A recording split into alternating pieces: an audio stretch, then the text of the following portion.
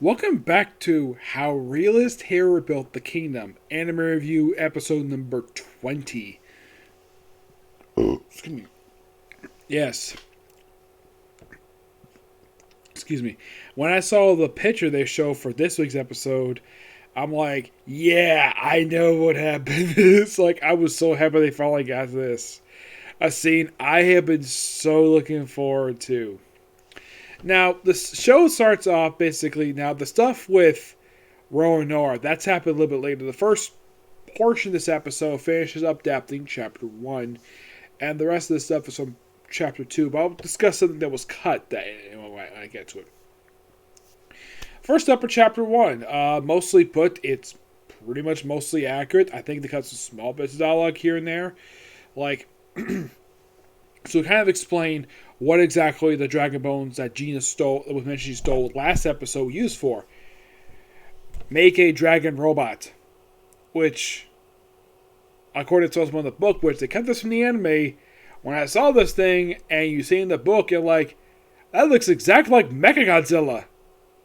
Yeah, so some people could also say it looks like Gigan. Very similar appearance. And they did bring up the whole thing, like, if the Dragon Bones were going Rampage, that is actually a reference. Yes, that is actually a movie reference. You're probably thinking, what movie reference is Soulsma talking about? Godzilla against Mechagodzilla. The plot of that film was that the millennium version of Mechagodzilla was made from the bones of the original Godzilla from the 1954 movie, and they grafted the bones inside the body of Kiryu, aka Mechagodzilla. At one point in the movie, when Kiryu heard the Godzilla roar, it went on a rampage.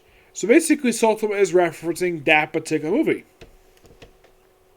Now, of course, the book that this is adapted from, by the way, now that movie was released, I think it was in like 2000.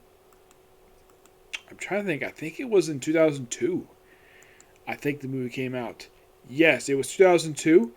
The book itself came out in Japan in 2017.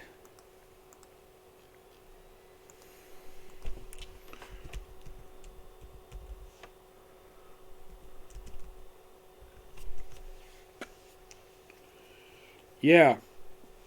Yeah, I was right. It definitely was 2002. So roughly, the movie came out 15 years prior to the original book, but in actuality, this year, believe it or not, marks 20 years since the movie was released. So I'm kind of happy the fact that the show kept that in, because it makes total sense. And at one point, we have Gina picking up the leg, and you have Sultana basically briefly activating the thing. Then we just shut it off, and of course they agreed to build actually our lab for Gina, and also the fact that, well, Ludwig himself basically is to pay only 10% of the research fees, not pretty much the whole thing. Ludwig just, why didn't you just pay the whole thing? Because they don't know what she's researching. And that's that. Now, the bit they cut from, now we're not going to talk about chapter 2. Mostly put, chapter 2 is a flashback where it explains basically what happened just after, not long after this. Or mostly put, it explains what happened just days after Van was restored back to the Principality of Armenia. Yes, and according to the book, this took place 1 month prior to according to the way the book presents it, it took place 1 month prior to, there was present day stuff that actually had presented in the actual book itself. It was done over a dual broadcast between Sotsuma and Maria, the Empress of the Grand Chaos Empire. Yes, pretty much what happened this episode is mostly a recap. It's basically a report given by Sotsuma on exactly what the heck happened. And interesting note, they cut this particular thing. My guess is the reason why they probably cut this. Time, obviously. And probably also because I'm sure the people making this episode, like me, was eagerly anticipating Sultana meeting Roanoke, which I'll get to that.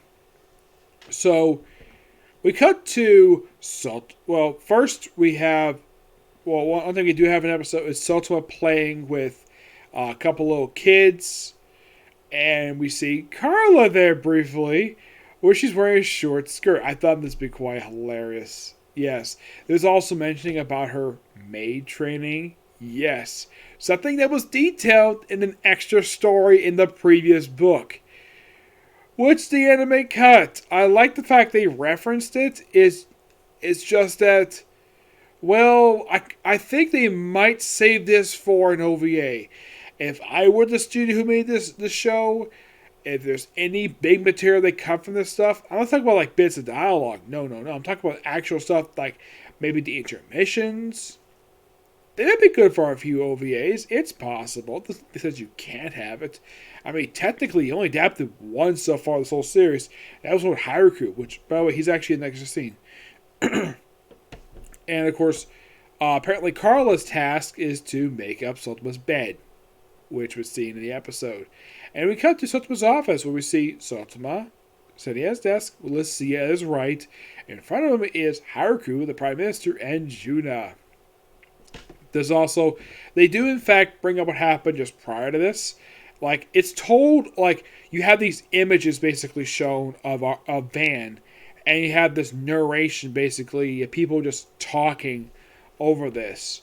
Or it mentions the country is not in good shape, that the king, that Julius has destroyed a bridge, the Poncho Bridge, which in the book they actually do show him actually doing this, where basically anything that the king of Phrygia put in is shown in the book that, well, he actually destroys this stuff.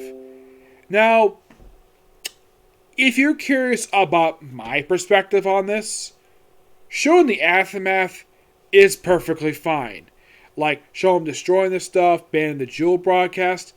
I personally don't have a problem with this at all. Because, you ever heard the expression, show, don't tell? Well, clearly showing the aftermath effects basically is mentioned by this thing. We do see the aftermath, like, the whole thing with Jewel broadcast, that being banned, that was interesting. Now, there's tiny bits to cut here, and I get the reason why they actually didn't show destruction of the Pinchot Bridge. Time. That was probably due to time. Is probably the reason for that. And then we see Julius. They do bring up, they actually cut the mentioning of the fact that Julius is ignoring his own sister. Yes. He just completely ignores her. Like, and it's brought up the fact about some uprising happening in the particular province in the outskirts of the kingdom. And I'm saying full force to basically suppress it. And apparently this actually was a negative thing happening. So apparently the whole country rose up against him. Yep, over the course of time. Apparently first Van rose up against him. And he's like, man, I got kicked out of the city I was born in. And he starts drinking. And then apparently the thing got so bad, he took a small force of and basically fled the country. Now it is brought up in the book. They don't exactly bring up the anime. They actually cut this little detail out. The whole country voted to be annexed by the King of Freedom because they actually like his rule better than what Julius was offering. So they actually do show it that about various countries taking advantage of basically this whole chaos where Armenians had like no leader. So the Republic of Turgis and I believe it was like the Eastern Nation. I think it was like the Papal Church country. They positioned the border. The Republic of Turgis tried to invade the country, but one of the generals, who actually stayed behind, who actually didn't like Julius, fought off them. Yeah, he fought them off. And I do show the fact they actually have a montage of this. Good job with the fact. They even mentioned the mercenary mission of Men, I think it's called, where they say neutral, but they said mercenaries. Of course, because they're a mercenary country. Yep. And of course, Salto, of course, thinks about it. And after the whole country agreeing that he should take the country, just annex the whole country. That of course they do cut a little bit out. Basically, this might interfere with the Mankind Declaration and the whole thing with the war preparations type of thing. Yes, they do bring up the fact that in the episode that Julius keeps cutting the rations. Basically, it's almost implied he's trying to starve his own people. Yeah. Proving Sotoma's point. Julius is a terrible ruler. Yes. Though later on in the books he does He does atone for this by marrying a princess, and he actually is a pretty decent person. At one point, when he's asked, which I don't think would Rowan are, he says, "You're like, really? You married her all this time? You haven't touched my sister yet?" Yeah, he seriously says that in the books. He asked his own brother-in-law if he touched his sister in a sexual way. I'm like, really? Why the heck would Julius bring this up in the books? You're probably thinking that. Now, am I spoiling what happened in the Wiki page? No, I actually read the damn books. So, I know what happens in the books. That's a small detail. But it's not like I'm spoiling a whole freaking book. You might be thinking. I'm not doing that. I'm just basically revealing a tiny detail of the type of person Julius is later on in the books.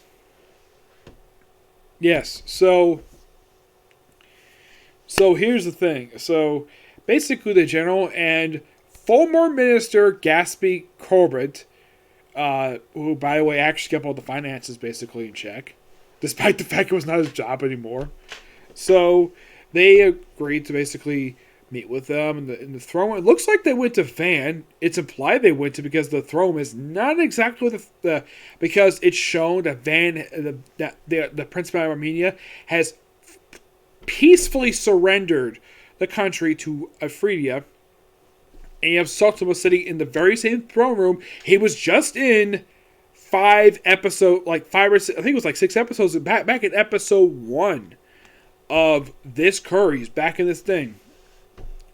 You have Corbett basically introduce himself, and of course Sultan basically praises him for keeping the finances in check and preventing the country going to ruin. They do mention the fact the country is going to a forest shortage, and he does mention that this might be something outside of before this that if he doesn't take it, because they mention the whole thing about the food shortage that they barely got out of that one. So basically, Corbett offers all the documents related to Ephrata, Armenia, all the finances, everything, including the ownership of the country. And he's like, thank you for this, but I'm going to get back to you because, well, I would like you to serve me as my finance minister of Ephrata. He does not mention an Armenia. I'm not sure why they cut that line out for, because they keep the line in of Corbett being Armenian. It's like, according to Sultima, if you have talent, we'll put you to use. And of course, Corbett agreed to this. And then the general was like, okay, you're gonna give me something. He's like, yeah, I'm gonna give you this, but don't give it back. I'm not giving back to you. So he shows up his gift. Like, oh look, rugs. Yes, rugs. And he's like, and so I was like, can I take a look at these rugs? And I was like, be my guest. It's like, nice looking carpets. Wouldn't there be a woman underneath here? The guy's like, oh. And then you have, well, you spoiled the surprise. And then here's Rodora. Yep, and they slightly changed the dialogue, but which I thought would be so hilarious. And he's like, how'd you know? Well, somebody in my world basically did the same thing. He's referencing Cleopatra. Yes, he's referencing Cleopatra. And they actually do try and change the dialogue a bit when it comes to the scene, which I found to be so hilarious. Like, the whole about Cleopatra's beauty because of her nose. And they also bring in the fact that she was obviously naked, which, according to some historical stuff I read, yeah, that's completely true. Despite the live-action movie with the late Elizabeth Taylor, where she was fully clothed, in real life she was butt naked. And in the anime, they mention about her chest size being small, and the fact that she's got small breasts. They reference that in the anime. In the book, basically, the whole thing is she might be a pervert, which.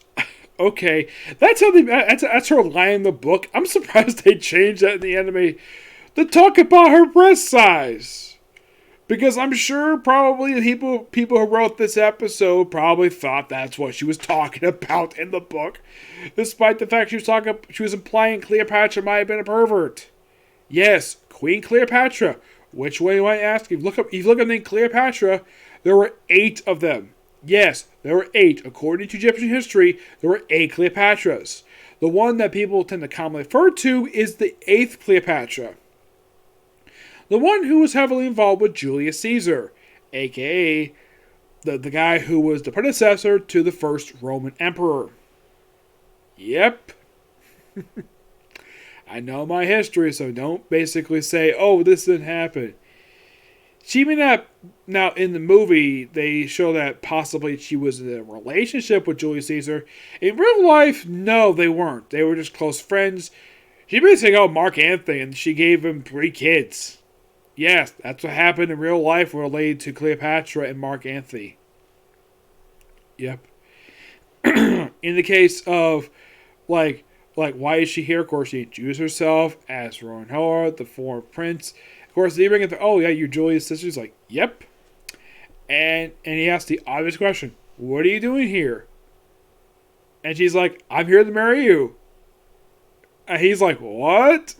And it's so funny the fact that now in the scene, we also have Lucia, Aisha, and Juna, his 3 actual fiancés. Though Juna's actually a secret at this point because it was actually before made public the fact they were engaged. Because the whole thing, she was not of, let's say, of noble birth. Despite the fact her grandmother is pretty much the person who runs the Navy. And yet, the reason why, because she's a Lorelei, and she's the principal Lorelei, because she's basically of common birth. And they keep that a secret. But she's close to Solitama. And it was basically implied just by this. Aside from the fact Sultan probably likes Lucia, he probably is deeply infatuated because of Juno, because how hot she is. Yep. And I think it was quite hilarious the end of the point where she has basically, now in the book, you want to know what her line was? Now in the anime she said, I'm here to marry you. In the book she said, I'm here to get hitched. Yes, seriously.